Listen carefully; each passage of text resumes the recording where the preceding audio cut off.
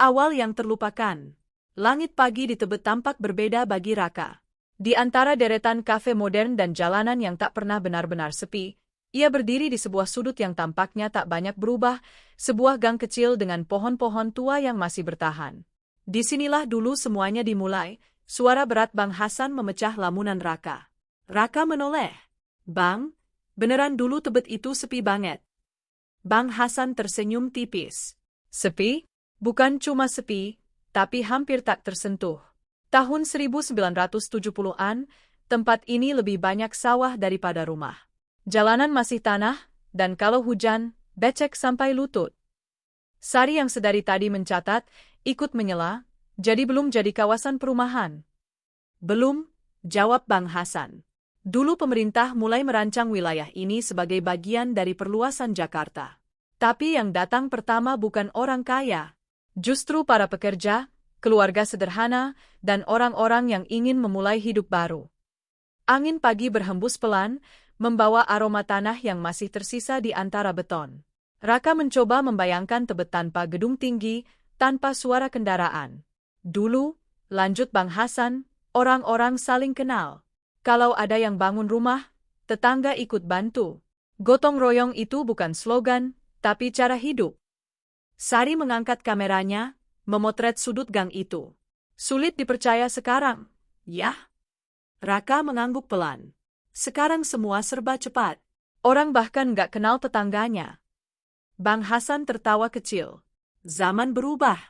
Tapi jejaknya masih ada, kalau kamu mau melihat. Ia menunjuk ke sebuah rumah tua di ujung gang. Dindingnya mulai pudar, tapi bentuknya masih kokoh. Itu rumah pertama di sini, katanya. Dibangun tahun 1972. Raka mendekat, menyentuh dindingnya. Ada sesuatu yang terasa berbeda, seolah menyentuh masa lalu. Siapa yang tinggal di situ? Tanya Raka. Dulu keluarga Pak Dharma, pegawai kecil, tapi punya mimpi besar. Dari rumah itu, Tebet mulai berkembang. Sedikit demi sedikit.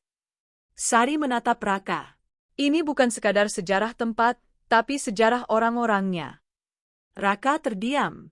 Untuk pertama kalinya, ia merasa bahwa Tebet bukan hanya tempat ia tinggal, melainkan cerita panjang yang belum sepenuhnya ia pahami. Langit mulai terang. Suara kendaraan mulai ramai. Tapi di sudut kecil itu, waktu terasa berjalan lebih lambat. Dan di sanalah, perjalanan Raka untuk memahami Tebet benar-benar dimulai. Masa pembangunan dan harapan. Tahun demi tahun berlalu, dan Tebet perlahan berubah. Bangunan mulai berdiri, jalanan diperbaiki, dan listrik mulai masuk ke setiap rumah. Raka mendengarkan cerita Bang Hasan tentang masa ketika Tebet mulai dikenal sebagai kawasan pemukiman baru yang menjanjikan. Para pendatang datang dengan harapan. Mereka membangun rumah, membuka usaha kecil, dan menciptakan kehidupan baru.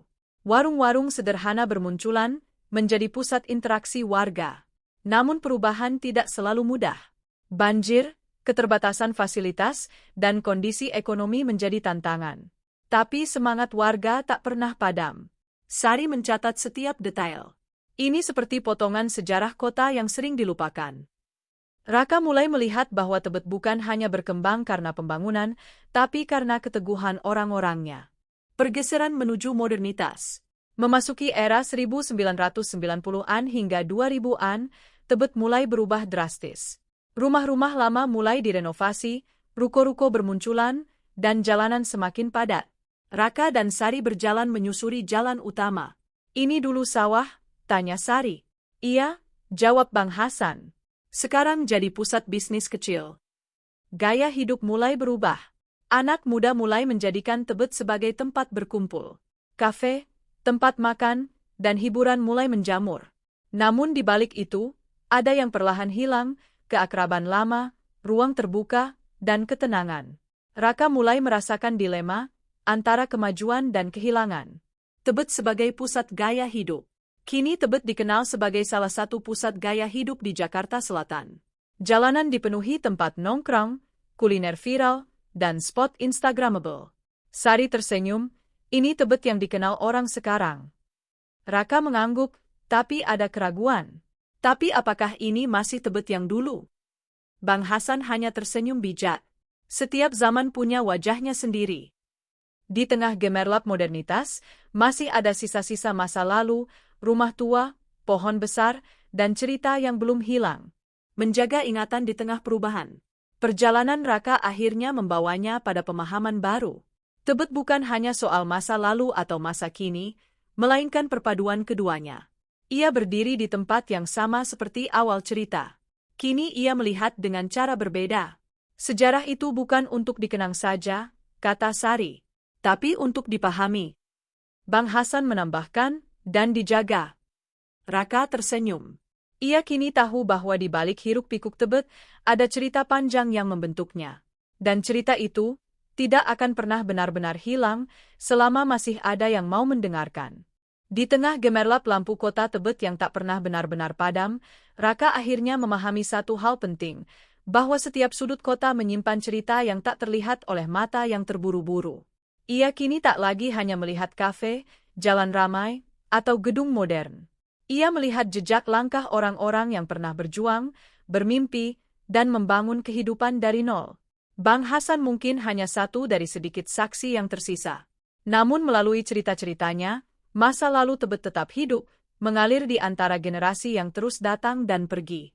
Sari pun menutup catatannya dengan satu kalimat sederhana, kota boleh berubah, tapi cerita tak boleh hilang. Dan di sanalah Raka berdiri, di antara masa lalu dan masa kini, menjadi bagian dari cerita yang suatu hari nanti akan ia ceritakan kembali.